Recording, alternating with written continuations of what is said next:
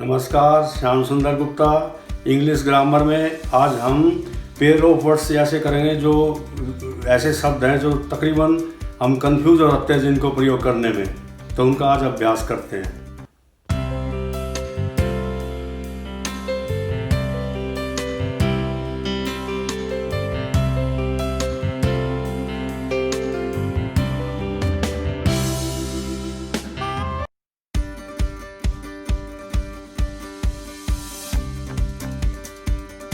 अब हम कुछ वर्ड्स ले रहे हैं जो तकरीबन कंफ्यूज हो जाते हैं, एक जैसे होते हैं, इनको पेयर ऑफ वर्ड्स भी बोलते हैं।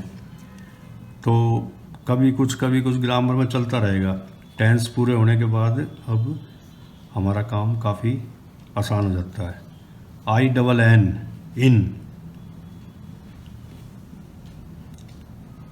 पहला सेंटेंस हम कर रहे हैं इन, जिसका अर्थ होता है सराय। देहात में चौपाल ऐसे बोलते हैं, सराय जहाँ ठहरते हैं लोग, इन सराय। तो इसमें इन बोलेंगे INN है।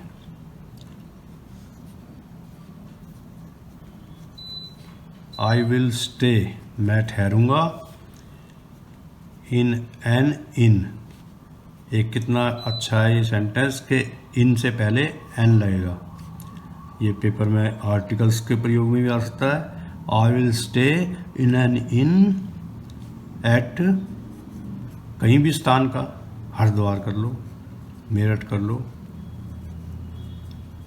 हरिद्वार में मैं एक सराय में, वहाँ ज़्यादातर लोग घूमने जाते हैं, धार्मिक पिलग्रिमेज होता है, तो वहाँ पे इन बहुत बनी हुई है सराय, वहाँ पे लोग ठहरते हैं सस्ते में। I will stay in an inn at Haridwar, मैं हरिद्वार में जब जाऊंगा तो मैं ठहरूंगा एक सराय में। क्लियर हो गया। और फ्यूचर इंडेफिनेट में ले लिया ये।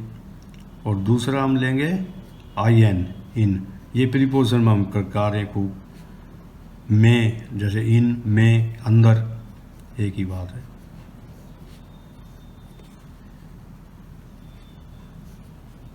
इसी को सेंटेंस को देखो बनाते हैं हम। आई विल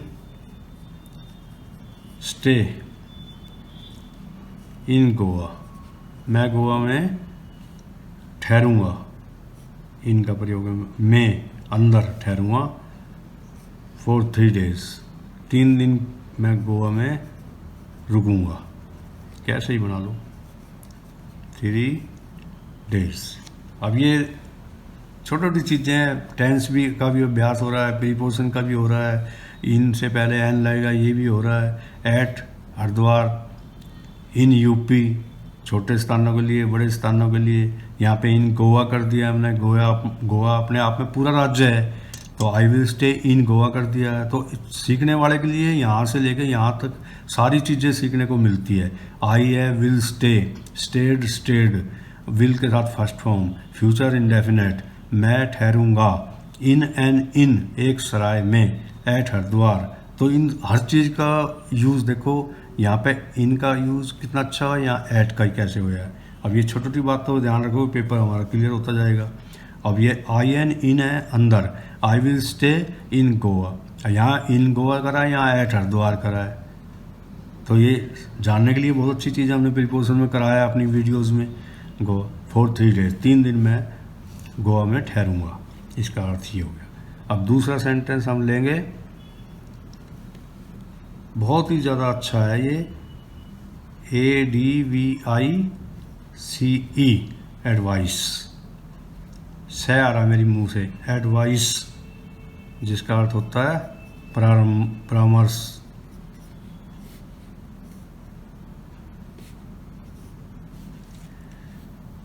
और ये एडवाइस नाउन है, यहाँ मैं ब्रैकेट में कर देता हूँ, छोटा सा नाउन है, संज्ञा है। हिज एडवाइस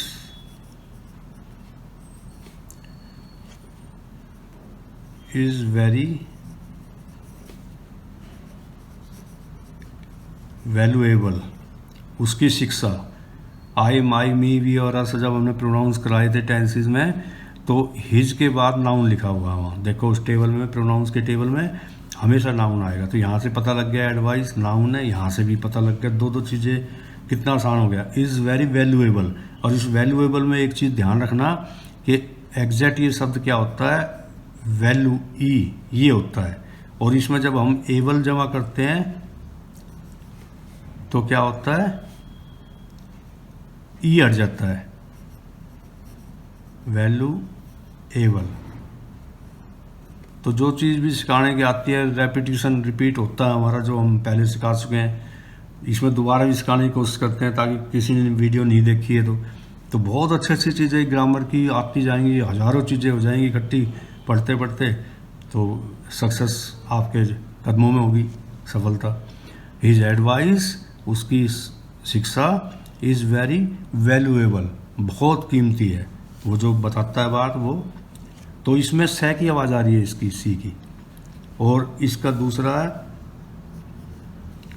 एडवाइज, देखो यहाँ पे जय निकला है मेरे मुंह से, एडवाइज्ड, यहाँ से, इसी से से, और यहाँ जय, और इसमें ये वर्ब है, अभी लिखता हूँ, परामर्श, ये परामर्श था, नाउन था, यहाँ परामर्श देना हो गया, क्रिया होगी, क्रिया काम का करना, तो यहाँ पे क्या हो गया, एज ए वर्ब यूज कर रहे हैं हम, वहाँ नाउन था और यहाँ वर्ब है। देखो कितनी बारीकी से हम एक एक चीज़ समझा रहे हैं, उसके बाद शायद कहीं रह नहीं जाता कुछ भी। तो परामर्श,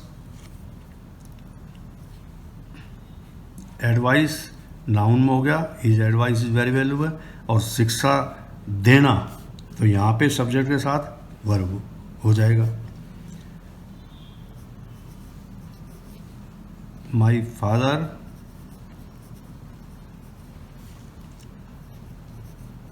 एडवाइज्ड मी, देखो ये सब्जेक्ट हो गया और इसके साथ ये वर्ब आ गया, सब्जेक्ट के साथ वर्ब आता। पहली वीडियो में हमने समझाया था कि का एग्रीमेंट कहाँ, पहले सब्जेक्ट फिर वर्ब फिर ऑब्जेक्ट, ये बताया था पहली वीडियो में, उसको अच्छी तरह से अभ्यास किया था हमने।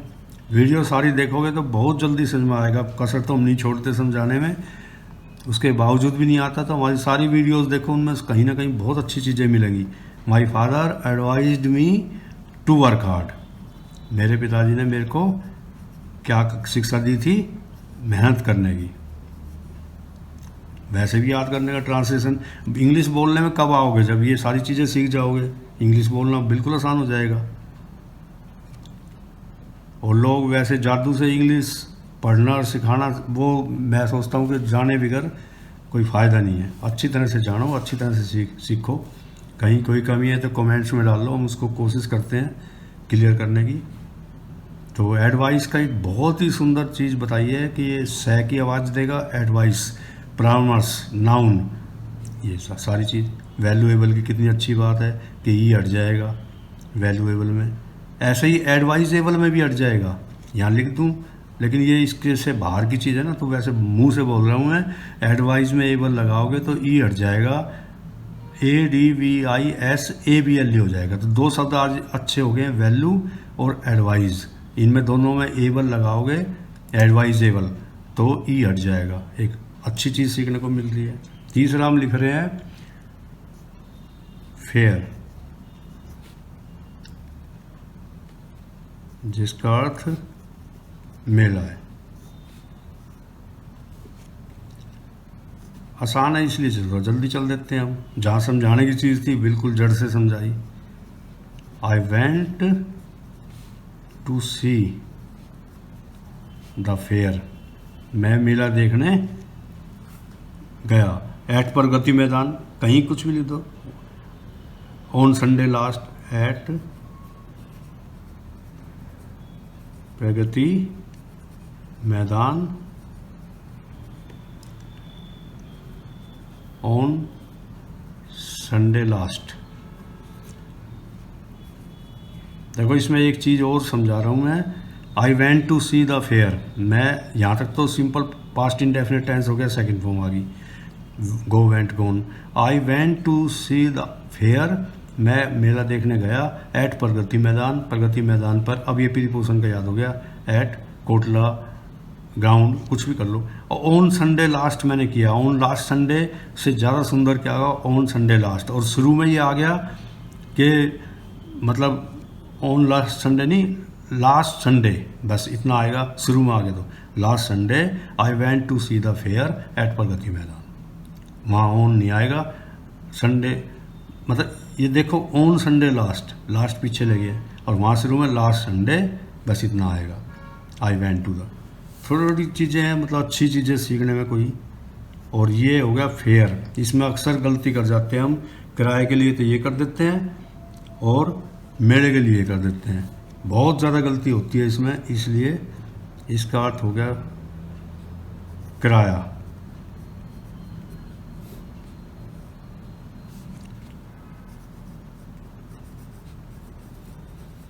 विल यू टेल मी, क्या तुम मुझे बताओगे, द फेयर, किराया, फॉर गोवा, गोवा का क्या मुझे प्रश्नवाचक है ये लगा देंगे। Will you tell me the fare for Goa के लिए क्या कितना किराया लगता है, क्या बताओगे।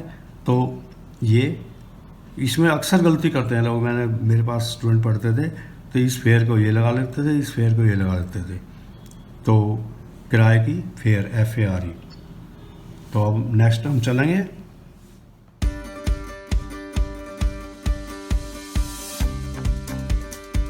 चौथा सेंटेंस, नोट, NOT, जिसका अर्थ रोजाना हम करते हैं नहीं।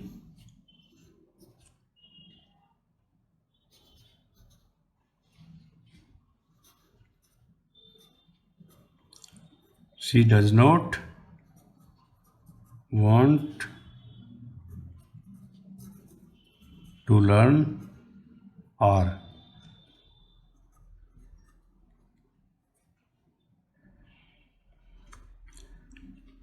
she does not want to learn music, ये नोट आ गया। वह नहीं का, वह नहीं चाहती म्यूजिक सीखना, वह म्यूजिक ये संगीत सीखना नहीं चाहती।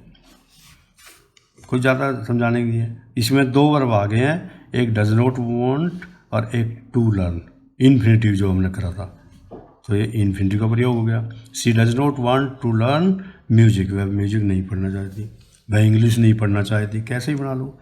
और दूसरा हो जाएगा KNOT, के और लग गया इसमें के साइलेंट है इसलिए ऐसा बनाना पड़ा हमें, नोट, जिसका अर्थ है गांठ। कई बार कहते हैं ना, गांठ अच्छी तरह से ध्यान से गांठ मारो, कहीं खुल के सामान ना बिखर जाए। तो इम्पेरेटिव सेंटेंस ले लिया हमने, टाई द नोट, नोट गांठ कोई वस्तु है, टाई द नोट केयरफुली, सावधानी से गांठ मारो। इम्पेरेटिव सेंटेंस, हम इम्पेरेटिव सेंटेंस को बहुत अच्छी तरह समझाया था हमने, उनके अब डायरेक्ट इनडायरेक्ट भी लेंगे, पैसिव वॉइस भी लेंगे, लेट के प्रयोग भी आएंगे। तो अब जो भी चीज़ बीच में आती है उसको पूर्णता से करो, बिल्कुल तैयारी से करो। तो ये हमने नोट और नोट में अंतर कर गया। She does not want to learn music, वह म्यूजिक नहीं सीखना चाहती, और नोट, ये दोनों की एक ही आवाज़ है इसलिए हमने ये पेयर ऑफ वर्ड्स में ले लिया। और पांचवा देखो हम ले रहे हैं, कितना इंटरेस्टेड है, खूब गलतियां करते हैं इसमें विद्यार्थी। लूज, ढीला, लूज, इसको क्या बोलेंगे।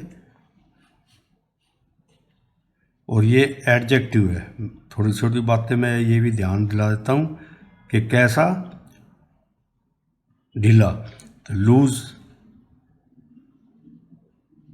इसको लूज पढ़ेंगे। देखो इतनी चीज़ें इसमें आना चाहिए। लूज क्या, एडजेक्टिव विशेषण है, विशेषता, कैसा, ढीला, लूज बोलेंगे इसको, और ये इसका अर्थ हो गया। और सेंटेंस कितना छोटा सा है, दिस शर्ट इज लूज, ये शर्ट ढीली है, इसमें मतलब बिल्कुल सही फिट नहीं है, ढीली है। This shirt is loose. इतनी बातें इस लूज के बारे में हमने बताई है, क्लियर हो जाना चाहिए। लूज एडजेक्टिव है, विशेषण है, विशेषता बतला रहा है कैसी है शर्ट, जिसकी नाउन की या प्रोनाउन की विशेषता बतलाए वो एडजेक्टिव हो गया, ढीला लूज। और दूसरा, इसमें भारी गलती करते हैं पढ़ने वाले, LOSE, ये छोटा कर दिया मैं, चलो वर्ब है ना इसलिए छोटा कर सकते हैं। तो इसको भी हम लॉस पढ़ते हैं बहुत बच्चे, तो वो आज गलती दूर कर लो, लूज ही पढ़ेंगे इसको। और ये क्या है, ये एडजेक्टिव था, ये वर्ब है, ये वर्ब है लूज। तो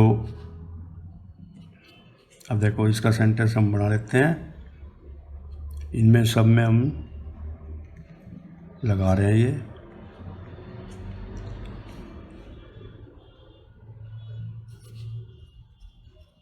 do not lose your temper, अपना आपा मत खो, मतलब गुस्से में मत आओ। डू नॉट लूज योर, इसमें लॉस पढ़ दिया तो बहुत मतलब अजीब लगेगा, नहीं पढ़ना है। और लॉस क्या है अब मैं बतलाता हूँ। तो हम ये 5वां सेंटेंस लिया हमने, लूज ये तो क्लियर हो गया, shirt is loose, my trousers, कुछ भी ये ढीला। और ये भी लूज पढ़ेंगे, इसको लॉस मत पढ़ देना भूल के। Do not lose your temper. और इसमें लॉस क्या होता है, यहाँ लिख देता हूँ, LOSS, इसको हम पढ़ेंगे लॉस, इसको लूज मत पढ़ देना, लॉस नुकसान, ठीक है ना। जैसे एक सेंटेंस बना देता हूँ मैं इसका, it was a big loss, एक बहुत भारी नुकसान था। तो खोना, लूज, लूज माने खोना, लॉस नुकसान, खोओगे तो नुकसान हो जाएगा, तो लॉस पढ़ेंगे इसको, यहाँ लूज नहीं। इसी से निकला ये, इस वर्ब का ये नाउन है। देखो यहाँ ब्रैकेट में लिख दिया, ये हमने टेंसेस में बहुत क्लियर कराया है, इसलिए जल्दी जल्दी थोड़ा सा कराना पड़ रहा है। अब सारी चीज़ें एक में लेंगे तो फिर सेंटेंस ही 2 सेंटेंस में भी 1 घंटा लगा देंगे हम समझाने में, कुछ कुछ चीज़ें आती रहेंगी। तो पहली वीडियो जिसने सारी देखी हैं तो वहाँ उसको कोई दिक्कत नहीं आएगी, कोशिश कर रहा हूँ मैं जिसने पहले नहीं देखी उनको भी समझ में आ जाए। अब जैसे वैल्यूएबल है, एडवाइजेबल है, कितना अच्छे शब्द आए हैं। तो अब ये लूज से लॉस, खोना, इसका अर्थ है खोना, खोओगे तो नुकसान हो जाएगा, तो ये नाउन हो गया loss. It was a big loss, ये सेंटेंस मैंने इंटरेस्टिंग था इसलिए लिख दिया है। और ये इसका है, पेयर ऑफ वर्ड्स क्लियर हो गया है। अभी हम छठा लेते हैं। अधिक से अधिक जो जानकारी है ना इन सेंटेंसेस में मैंने दी है, ये 40-50 तो कम से कम हमने करने हैं, याद करने हैं, तो उससे इंग्लिश बढ़ती चली जाएगी, हमारी ग्रामर बढ़ती चली जाएगी। और वेरी, सबने पढ़ा है, बहुत, वेरी का मतलब अधिक। It is very hot today, आज बहुत अधिक गर्मी है, बहुत भी कर लो।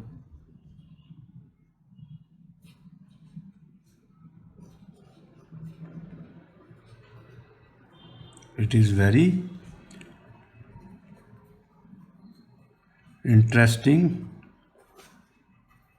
स्टोरी, ये बहुत रुचिकर कहानी है, बहुत अर्थ आ गया वेरी का। और एक इसको जो है ना VARY,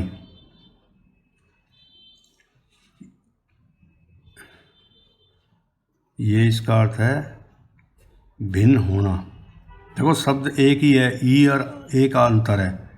और लेकिन मेरे को एक चीज़ इसके पढ़ाते समय याद आ रही है, जब हम 9वीं क्लास में साइंस के टीचर पढ़ाते थे, और मैं आज डिक्शनरी से अभी मेरे को ध्यान आया, वेराई पढ़ते थे इसको, वेराई, और शायद वो ज़्यादा अच्छा है, वेरी, वेराई, वेराई। तो ये वर्ब है, भिन्न होना, ये अधिक, बहुत, ये एडजेक्टिव का काम कर रहा है। यहाँ या एडवर्ब का, दोनों का कई बार एक एक शब्द ऐसे होते हैं, इज का लगाओगे तो वेरी एडवर्ब, इसका लगाओगे तो वेरी एडजेक्टिव। तो एक शब्द दो दो काम कर रहा है। तो ये वेरी वेरी दोनों ये पढ़ना, और वेराई आज मैं डिक्शनरी में देखूँगा ज़्यादा अच्छा लग रहा है। वेराई भिन्न होना, अलग होना, ये वर्ब है, इसकी वर्ब की फॉर्म भी हम लिखवा देते हैं, बता देता हूँ। वेराई, वेराइड, वेराइड। तो एक ये साइंस का ही सेंटेंस मैंने ले लिया था, ये हमने पढ़ा है। द वैल्यू ऑफ जी, जी की कीमत, यहाँ वैल्यू नाउन हो गया है, वहाँ वैल्यूएबल क्या था, एडजेक्टिव हमने ऊपर पढ़ा है। द वैल्यू ऑफ जी यानी जी का मतलब ग्रेविटी, आकर्षण, गुरुत्वाकर्षण जो की कीमत है, वैल्यू ऑफ उसकी जो पावर है, वेराइज, अच्छा लग रहा है varies, from place to place, place to place. जी का मतलब क्या है यहाँ पे, ग्रेविटी, गुरुत्वाकर्षण जो शक्ति होती है वो, और इसकी वर्ब की फॉर्म क्या करेंगे, वाई हटा के IED, वेराई, वेराइड, वेराइड। तो वेरिएशन भी इससे ही बना नाउन, वेरिएशन, इसका नाउन लिखना है तो बहुत ही इंटरेस्टिंग है। ये दरअसल ये सब्जेक्ट हमारा दूसरा ले रहे हैं ना, हम इसमें टेंसेज में लेते हैं चीज़ें, ग्रामर में और लेते हैं। अब हम पढ़ रहे हैं पेयर ऑफ वर्ड्स, कॉमनली जो गलती होती हैं। तो वैसे में बतला दिया है कि वेरिएशन, VARIATION, आई हट जाता है, तो वेरिएशन इसका नाउन है। अंतर, भिन्न होना, वो भिन्नता यानी अंतर।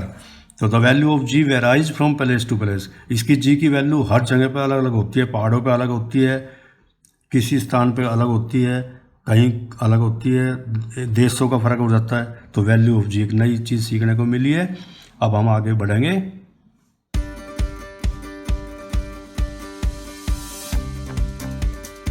सातवां सेंटेंस हम लेने जा रहे हैं।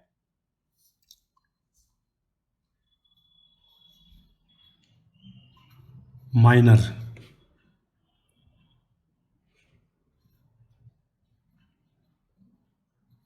एडजेक्टिव है, कैसे, अल्प वयस्क, जो पूरा मतलब वयस्क नहीं हुआ है, छोटा बच्चा है, माइनर, अल्प वयस्क। He is still a minor, वह अभी भी अल्पवयस्क है, छोटा मतलब है, माइनर। आसान है ये, इसलिए जल्दी करा दिया है। Minor, MINER। अब ओ कार ई का अंतर आ गया है, तो माइनर कौन हो गया, माइंस होते हैं, जो हमारी खान होती है ना, माइंस। तो इसमें लिख लो खान में काम करने वाला,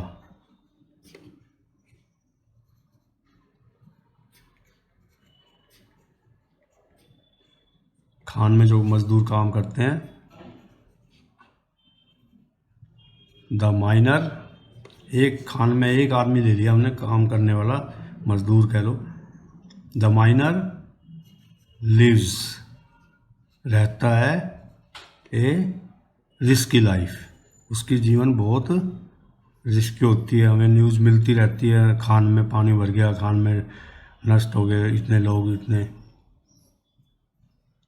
घटनाएं होती रहती है, मतलब रिस्की लाइफ है माइनर की।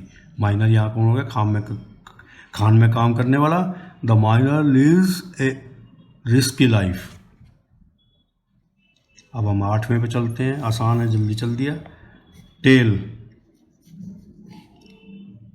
सबको पता तकरीबन, कहानी, story. Children like fairy tales, बच्चे जो परियों की कहानियों को बड़ा पसंद करते हैं, फेयरी टेल्स। और दूसरा ले लिया हमने TAIL, जिसका मतलब पूछ होता है या दुम,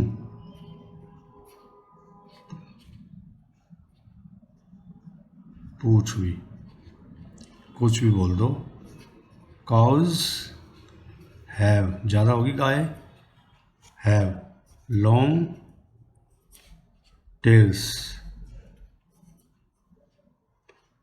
गायों की लंबी पूंछ होती है। कोई ज़्यादा मुश्किल नहीं है कुछ भी टेंस करने के बाद। तो नौवां हम लेते हैं प्रे, PRE, शिकार।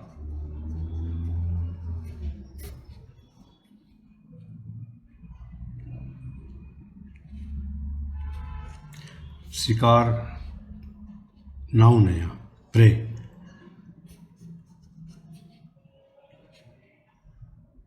द फ्रॉग, मेंढक, the frog fail, second form है। फॉल, फेल, फॉलन, तो सेकंड फॉर्म है।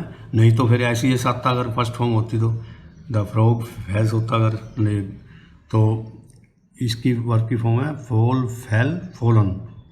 द फ्रॉग फेल प्रे, शिकार हो गया, टू द स्नेक, सांप का शिकार। सांप ने मेंढक को निगल लिया, शिकार बन गया उसका। द फ्रॉग फेल प्रे, मेंढक शिकार बना, टू द स्नेक, सांप का। कितना अच्छा सेंटेंस आ रहा है। और एक हो गया PRAY, प्रे। सभी सुनते हैं प्रेयर, प्रार्थना।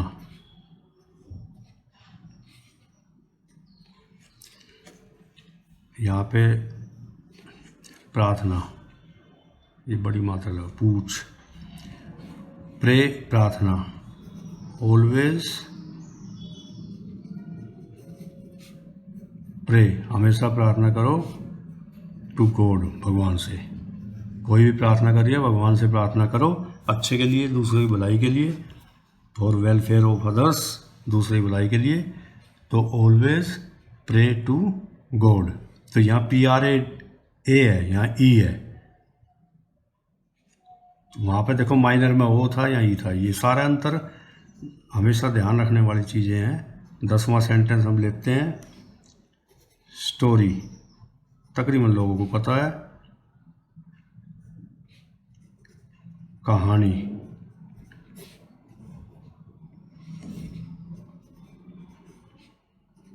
माई ग्रैंड मदर यूज्ड टू का प्रयोग भी आ गया दोबारा से। Used to tell us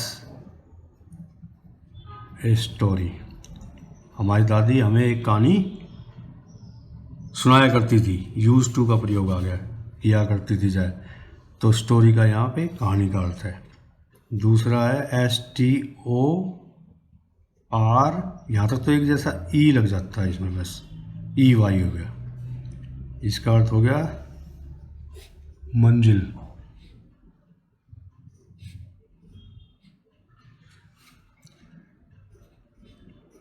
I live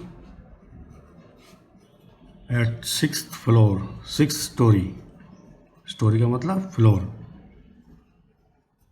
6th story, छठी मंजिल पे। फ्लोर भी कर सकते हैं यूज, है ना। I live at 6th floor, बस पूरा हो गया अपने आप में अर्थ, छठी मंजिल में रहता हूँ। Hours is a 8th storeyed society, हमारी सोसाइटी 8 मंजिला की है, तो स्टोरीड इसी का हमने कितना सुंदर एडजेक्टिव बना दिया, 8th स्टोरीड सोसाइटी। तो स्टोरी और स्टोरी दोनों यहाँ पे नाउन है, कहानी भी नाउन है, स्टोरी भी नाउन है।